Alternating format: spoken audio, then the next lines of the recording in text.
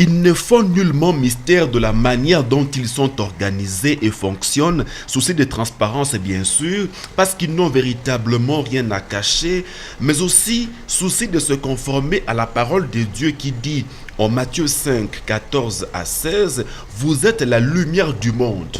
Une ville située sur une montagne ne peut être cachée et on n'allume pas une lampe pour la mettre sous le boisseau, mais on la met sur le chandelier et elle éclaire tous ceux qui sont dans la maison.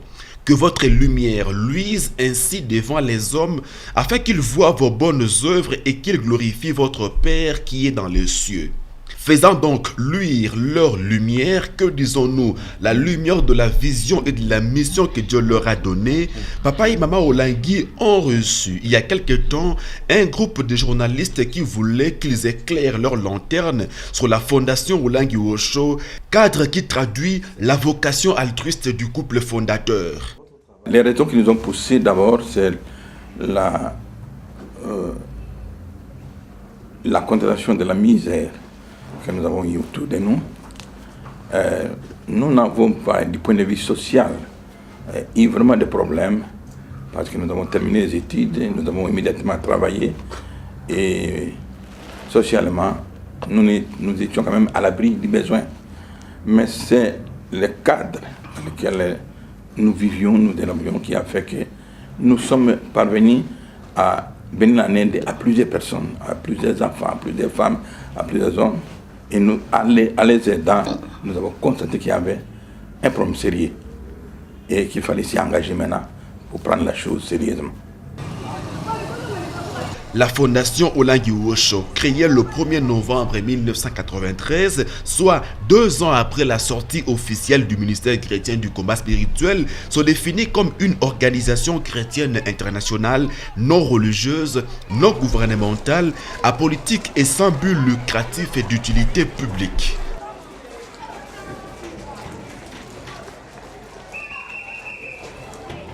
La motivation en fait est venue de la foi, la croyance. Dès que nous avons reçu Jésus-Christ comme Seigneur et Sauveur, mon épouse et moi, et que nous avons commencé à connaître en profondeur la parole de Dieu, il est né à nous. C'est ce qu'on appelle couramment vocation, vraiment de venir en aide à ces gens, globalement, c'est-à-dire sur le plan spirituel, sur le plan social, sur le plan humanitaire et éducatif.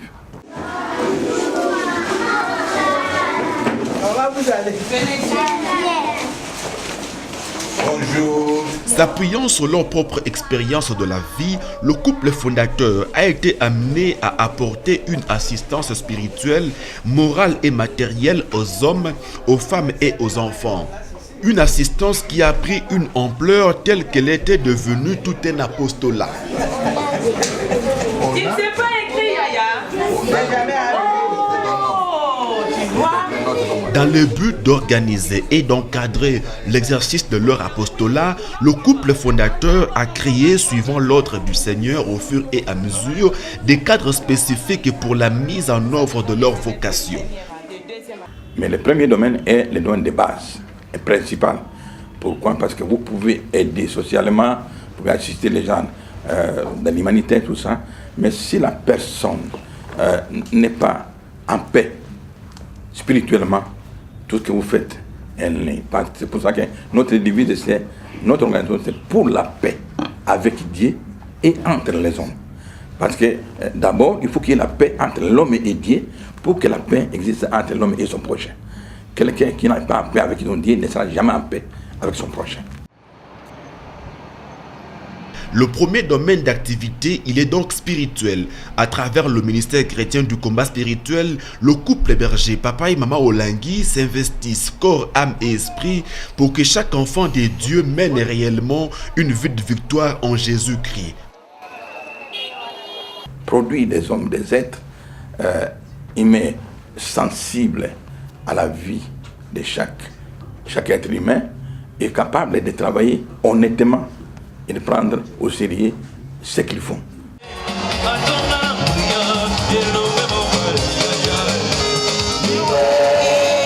L'approche évangélique dans ce ministère va donc dans le sens de l'information, de la formation et de la transformation.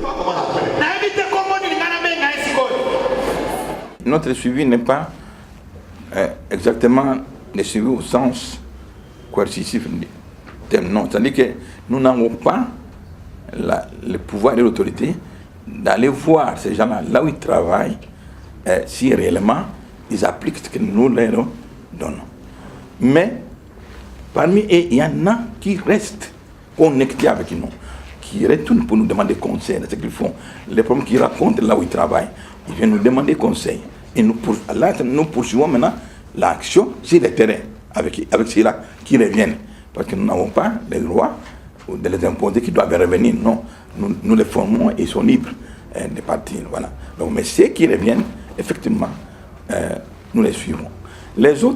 Parmi les autres qui ne reviennent pas, nous avons un feedback contraire, un écho là où ils travaillent. Et même ils ne reviennent pas, mais là où ils travaillent, on vient nous féliciter. On vient même nous demander d'autres personnes. Est-ce que vous n'avez pas quelqu'un qui a telle capacité, telle capacité? Pourquoi? Parce que nous sommes contents de celui que vous avez formé qui est chez nous. Donc là, nous avons quand même un suivi. Une fondation. Ces centres d'activité spirituelle en plus de 25 ans d'existence du ministère sont répartis dans le monde entier. La Fondation Olangue Osho est présente dans 50 pays. Et dans ces 50 pays, nous totalisons 153 centres d'activité.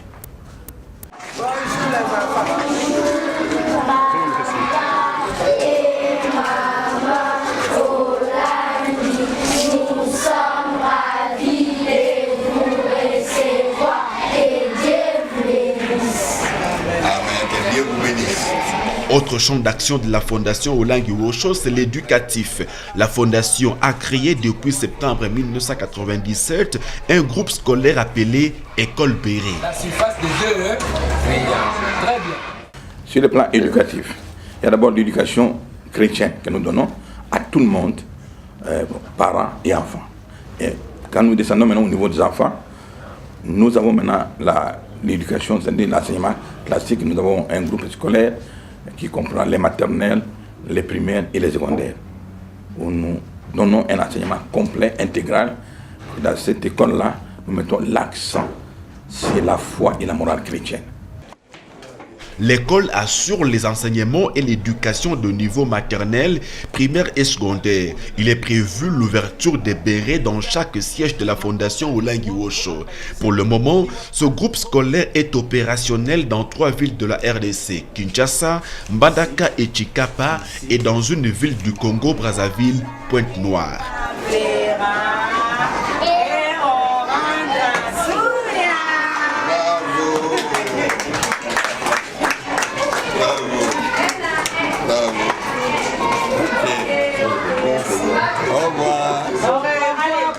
Seigneur vous bénisse. Amen. Que vous soyez très sages et très intelligents. Amen. Très bien.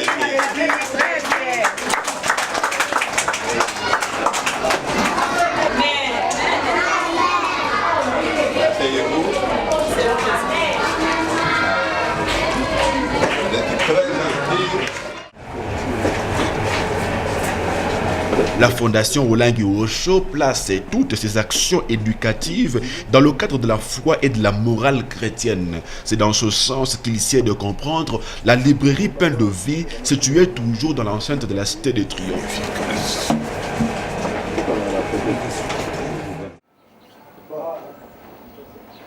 Pour mieux appuyer son action éducative chrétienne, la Fondation Olangue Osho a créé au niveau de la République démocratique du Congo depuis 2000 une station de radiodiffusion et de télévision appelée Canal Le Chemin, la Vérité et la Vie, Canal CVV.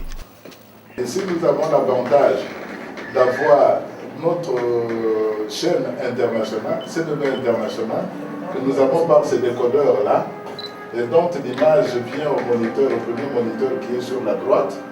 Et ici, nous avons le moniteur de contrôle de l'émission de CNV national. Ici. Les messages qu'on diffuse, papa même je découvre les messages. Parce que le Seigneur nous a fait de grâce. Lorsque nous sommes ici, les podiums pour prêcher, annoncer sa parole. Les messages, nous les recevons parfois directement quand nous sommes dans les podiums. Ce qui fait que quand nous regardons dans la télévision, nous découvrons aussi ces messages.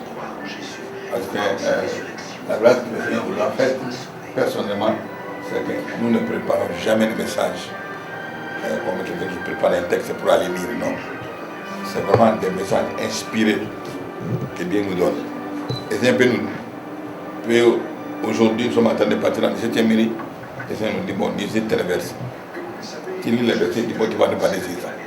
Et c'est sur place maintenant que ces versets, à travers ces versets, le Seigneur va commencer à te donner des messages. Mesdames, Messieurs, bien-aimés dans les noms précieux de notre Seigneur Jésus-Christ, nous sommes dans la joie de vous recevoir sur le plateau. Cet outil permet donc de mieux véhiculer le message de la vision reçue par le couple Olangi sur le combat spirituel. À travers CBV international et national, ce que je peux vous dire, c'est que Jésus-Christ, il est vraiment le vrai Dieu, le seul vrai Dieu. Et il est Seigneur. Et avec lui, tout est possible. Dieu nous avait dit que ce message doit être annoncé jusqu'aux extrémités de la terre. Or, si nous devons annoncer le message aux extrémités de la terre, il faut les moyens qui peuvent atteindre ces extrémités de la terre. Et c'est comme ça qu'on a pensé à utiliser les médias. Parce que nous-mêmes, si nous devons aller parcourir le monde entier, je ne sais pas combien de temps on va mettre pour que le message atteigne. Aujourd'hui, on nous suit partout, à travers cette télévision, on nous suit en Australie, on nous suit en Amérique, partout on nous suit. Donc le message est transmis, il y a beaucoup de gens qui n'ont jamais vu Mamolangi ni Papolangi, mais qui, avec ceux qui suivent la télévision, aujourd'hui se sont convertis. Il y a même des assemblées qui sont nées à travers les messages qui sont suivis à la télévision. En plus de ce plateau, on va aller maintenant voir du côté de la radio.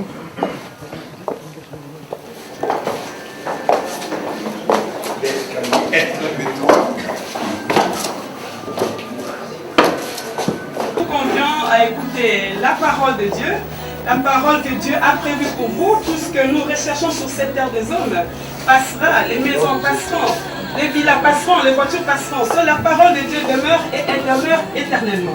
Suivons religieusement cette parole au travers de la bouche autorisée du ministère chrétien du combat spirituel, notre cher papa, l'apôtre et évangéliste Joseph Ézéchiel Olangi Onasambi. Suivons-le et nous nous retrouvons juste après pour la suite de notre programme.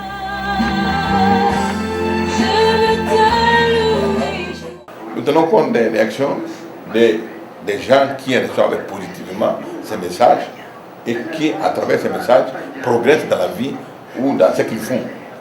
Nous recevons aussi des réactions des gens qui sont vraiment opaques à ces messages et rejettent, débloquent les messages. Pourquoi? Et nous comprenons cela parce que ce n'est pas facile lorsqu'on a déjà emmagasiné certaines choses pour maintenant admettre un message qui vient bouleverser cela, ce n'est pas facile. Alors, nous recevons ces réactions. Et quand nous recevons ces réactions, même négatives, qu'est-ce que nous faisons? Maintenant, notre seul recours, c'est celui qui nous donne la mission, c'est de la prière. Quand nous recevons des réactions négatives, nous prions pour que le Seigneur agisse en nous, qu'il nous ouvre l'intelligence et l'esprit pour comprendre les messages que nous annonçons. Et nous sommes surpris des gens qui étaient catégoriquement contre les messages du combat spirituel et qui viennent maintenant témoigner. Voilà, je vous ai insulté, je vous ai rejeté, mais aujourd'hui, j'ai compris, voilà ce que j'ai obtenu en acceptant ce message. Donc nous traitons toutes les réactions, nous les traitons.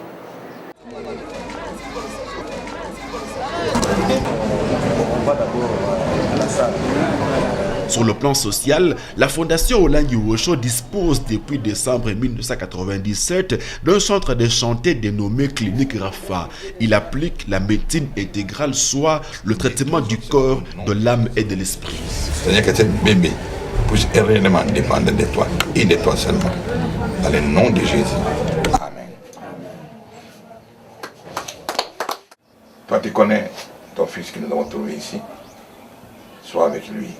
Agis en lui, qu'il retrouve la santé. comme tu as dit, que tu souhaites que nous soyons en bonne santé. Dans le domaine social, nous avons une clinique qui s'appelle la clinique Rafa. Nous accueillons tout le monde et surtout, nous les accueillons à des prix abordables pour pouvoir faire que chaque être humain puisse avoir droit aux soins à la santé. Nous faisons de la médecine intégrale, c'est-à-dire la médecine qui examine l'être dans son entièreté, le corps, l'âme et l'esprit. Ce qui fait que quand un malade arrive ici, on l'accueille d'abord par la prière, pour le mettre entre les médecins, parce que c'est le Seigneur qui va éclairer les médecins à faire un bon diagnostic, que ce soit sur le plan du corps, sur le plan de l'âme ou sur le plan de l'esprit. Donc cette prise en charge est vraiment globale. Alors, lorsque le malade maintenant est admis, on examine d'abord. On examine le corps parce que c'est à travers le corps que la maladie se manifeste. La maladie peut être d'origine spirituelle ou sentimentale, émotive, mais elle va se manifester dans le corps. Où la personne peut avoir des douleurs, peut avoir l'amaigrissement. Donc la manifestation est physique dans le corps. Donc le médecin va commencer par là, par chercher. Est-ce que la cause est physique? Si maintenant les diagnostics au niveau du corps ne donnent rien, là maintenant on comprend déjà que cette maladie n'est pas d'origine physique. Elle est d'origine soit spirituelle, soit d'origine émotive. Alors maintenant, il continue maintenant. Le diagnostic dans ce domaine-là, c'est chercher la foi de Dieu, dans la prière. Donc là, on intéresse maintenant les intercesseurs qui doivent prier, assister à prier, pour que le Seigneur donne maintenant, et révèle maintenant. Parce que ce diagnostic au niveau spirituel, c'est par les révélations que le Seigneur va révéler les diagnostics. Et lorsque le diagnostic est révélé, les médecins sont là pour nous traiter, et spirituellement maintenant, et physiquement. Voilà comment on prend en charge. Cette prise en charge du malade s'inscrit comment dans la durée? Est-ce que c'est par étapes? Est-ce que c'est permanent? C'est permanent. C'est permanent. C'est permanent. Donc, dès que les malades, on commence à les traiter, on les traite sous les 3 dimensions. C'est vraiment permanent. Il y a des prières, ça c'est les traitements spirituels, il y a les médicaments, ça c'est le traitement physique, et il y a l'encadrement, comment dirais-je, l'expression de la compassion, comme la Bible dit que Jésus a eu la compassion. Donc on a tout d'amour, on parle avec lui à l'aise, pour le mettre à l'aise, pour traiter maintenant son moral. Merci beaucoup. Ok, très bien, vous venez. Merci.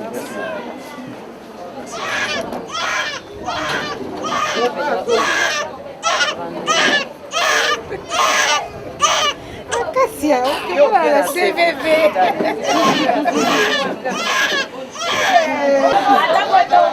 Tá com você, Você tá no bebê.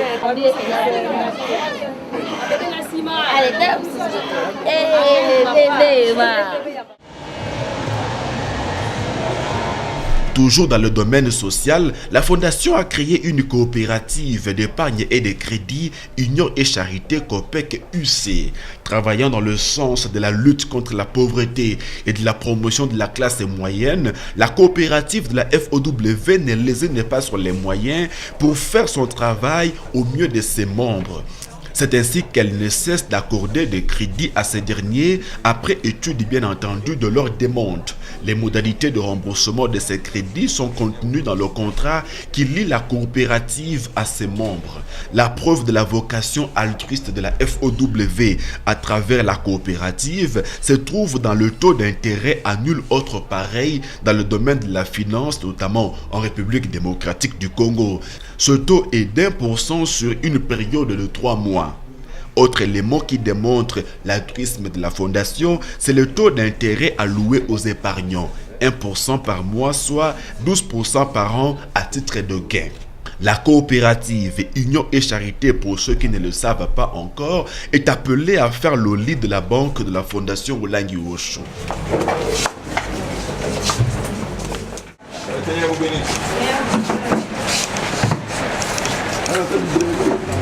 Dans le domaine social toujours, la Fondation a créé plusieurs autres œuvres.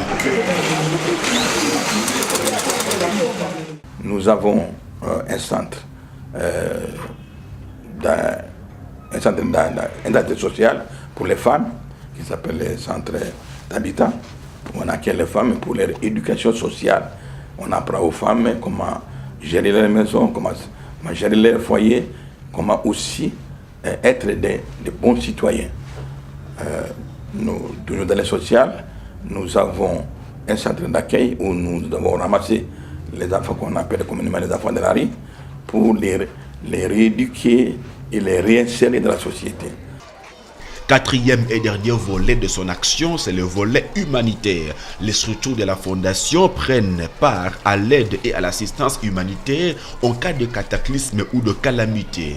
Étant tout près de la population, la Fondation Olengi Osho a la connaissance des us et coutumes des peuples auprès desquels elle mène son action, ce qui facilite le contact et l'appréciation des besoins réels.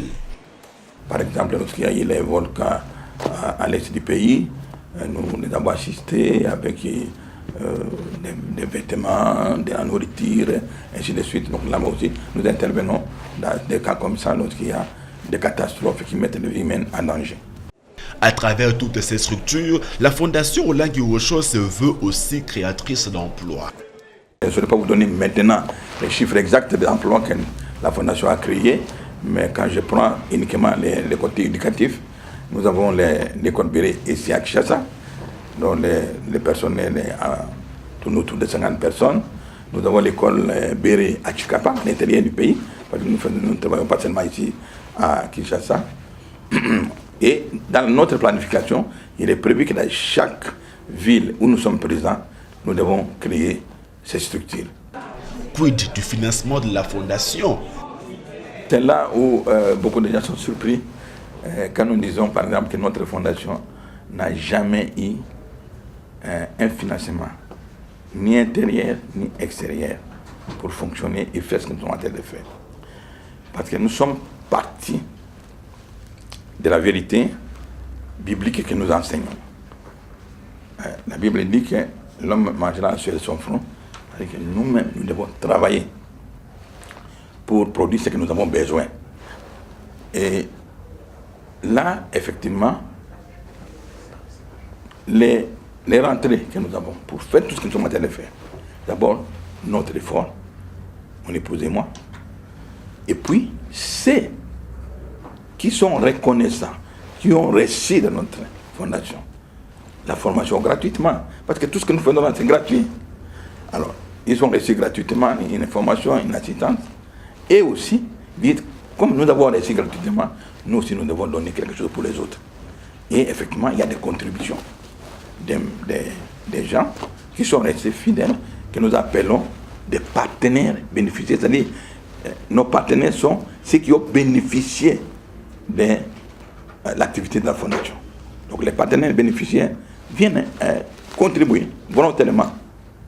Et ça nous aide à continuer notre œuvre. En République démocratique du Congo notamment, en intervenant dans les domaines spirituels, éducatifs, social et humanitaires, la Fondation n'entend nullement jouer le rôle de l'État.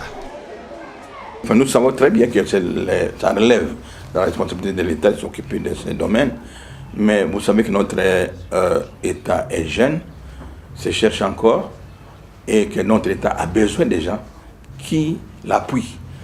C'est pour ça que ce que nous faisons, nous savons que c'est un appui que nous apporte au gouvernement, que c'est la tâche principale du gouvernement, mais nous venons en aide pour l'appuyer.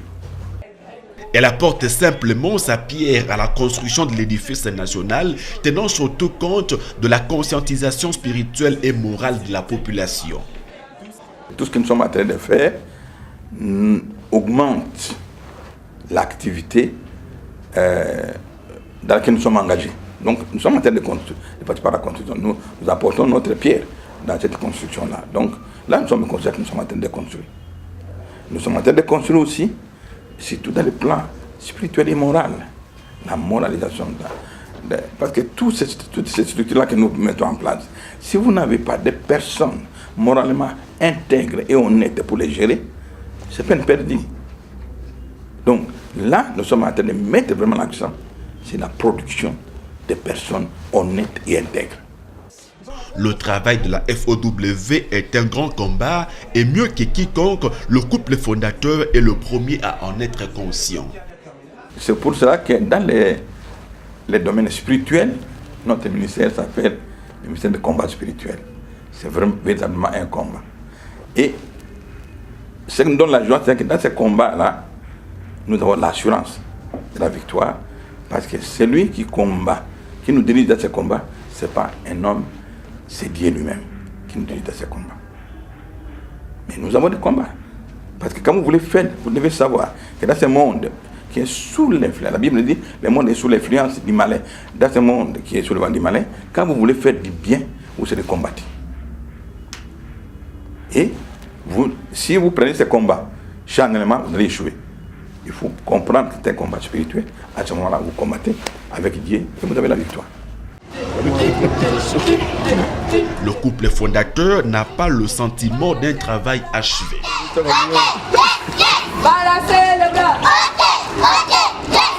Ça ne veut pas dire que nous avons atteint l'objectif, non. Mais nous réalisons ce que nous pouvons réaliser aujourd'hui. Et nous sommes contents de ce que nous voulons réaliser aujourd'hui, nous les réalisons. Mais les choses à faire sont encore énormes. Il y a encore beaucoup à faire. Dans un prochain magazine, nous reviendrons en long et en large sur toutes les actions de la Fondation Olangi Osho dans les domaines spirituels, éducatifs, social et humanitaire.